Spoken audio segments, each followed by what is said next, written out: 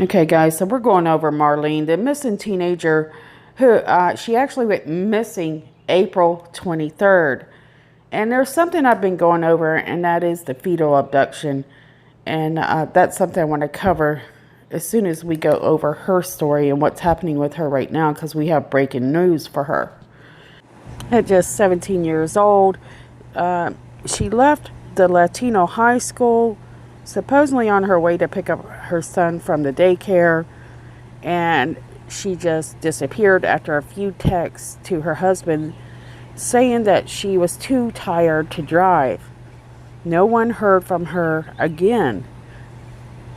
And during that same day, April 23rd, in Chicago, the Pilsen area, police get a 911 call that a 46-year-old who lived on the 4100 block of West 77th come out her house screaming and crying, saying that she had just given birth to her baby. She said the baby was blue and wasn't breathing. According to eyewitnesses' accounts and neighbors, she was covered in blood from the waist up.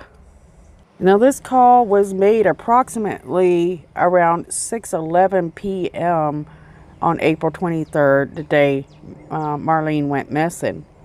And this time, everybody is trying to figure out where she's at.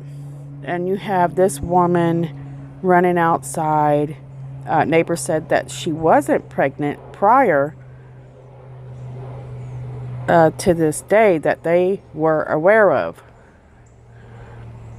And they're speaking about the 46-year-old that come running outside with the baby in her arms wrapped in towels. What's odd about this, that after several witnesses said that the neighbor did not look pregnant, we really didn't hear anything about, whether or not they were looking into this woman. They kept it very hush-hush. The baby was rushed to Christ Hospital, where it was on life support with brain damage, is what we're hearing. But we're not certain whether or not the baby is still on life support or what's going on. I can tell you right now, police, what we're hearing is police did go back to that address on West 77th at 3 p.m. Tuesday, and they brought out 4 adults, 2 women, 2 men. So it was the 46-year-old, her daughter, the 46-year-old's boyfriend, and a 20-year-old male. We're not sure if that's the daughter's boyfriend or what. 2 weeks after Marlene goes missing, at 1:30 a.m. in the morning on May 8th, police find a vehicle matching the description of Marlene's Honda Civic, and it's loaded with parking tickets. So that says to me that police were not thinking that this woman had anything to do with Marlene's abduction.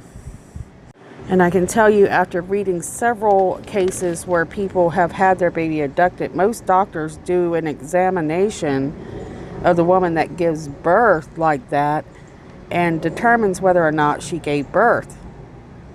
Doesn't seem to be the case here.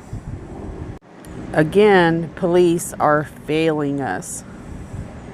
So what we're hearing right now is that the 46-year-old and Marlene had actually were talking on Facebook about baby clothes, which is a lot of the baby abductions. This is how they meet. They talk about baby clothes and they go over to meet these people, but they never come back out of the house. I know I was hoping for the best for the girl. I was hoping, since she had texted her husband that she was too tired to drive, that maybe, you know, she pulled over on the side of the road. And when the case come up for the missing little girl, I kind of put this case to the side and didn't keep up with it. But today I had a little bit of time to research her, and this is what I'm finding. I'm pretty certain that this is definitely, this is my opinion. This is not the opinion of the law enforcement or investigators. I'm pretty certain they finally found, you know, what happened to the girl. It's just sad that they didn't put the two together in time enough, which would have probably give them, you know, a lot better chance in finding her. I'm pretty certain if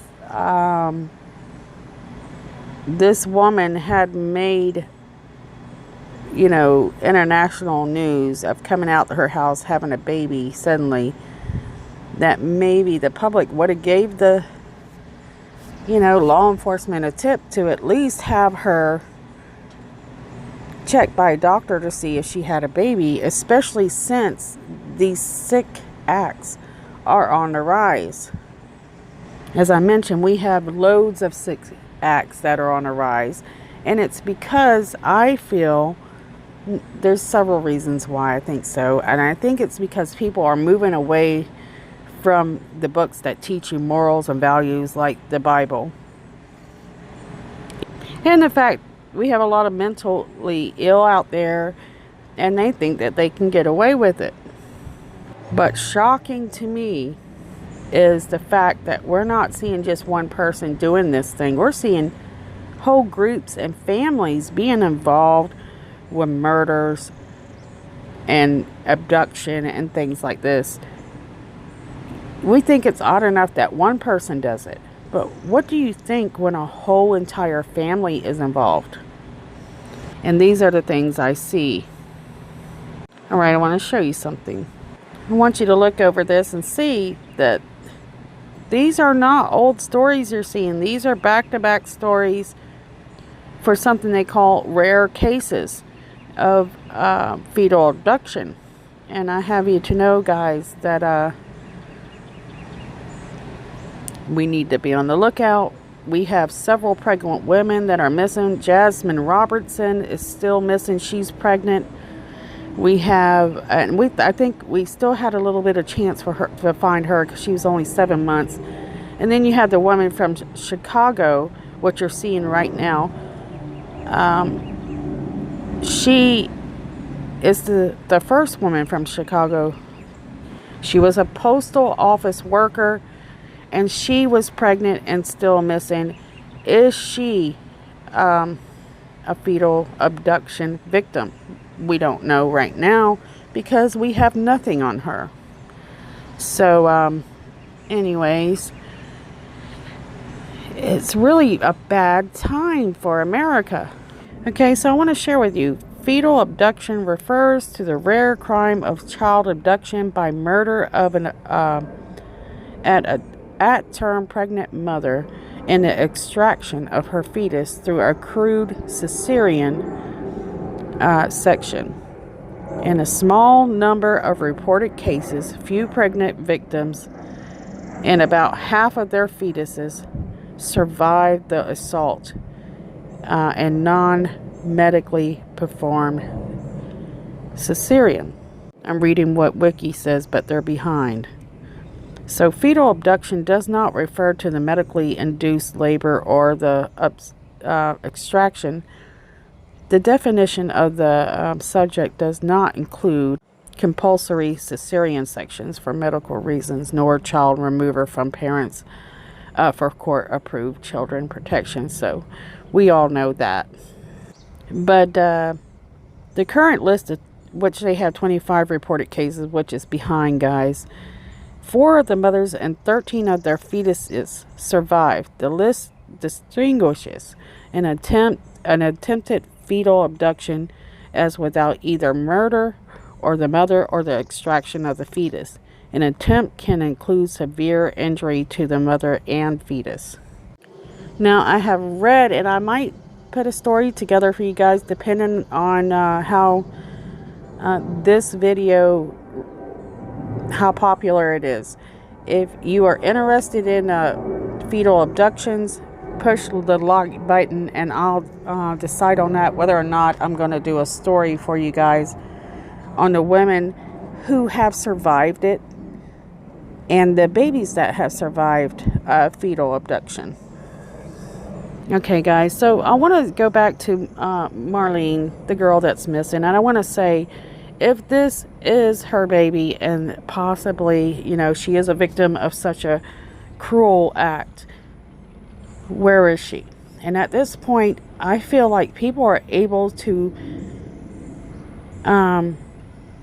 get rid of people that they murder through dumps and landfills, and it's easy because the amount of trash that's going out there, it's nearly impossible to find them. And I think what we need to do is we need to have cadaver dogs, and that be a requirement of the landfill to search over, which is going to be hard because you're going to find some things, but still, cadaver dogs should have to search landfills as they dump.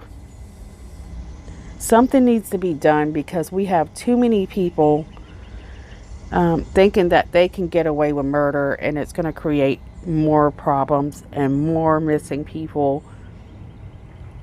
And if they think that they can't get away with it, maybe we can, stop some of this.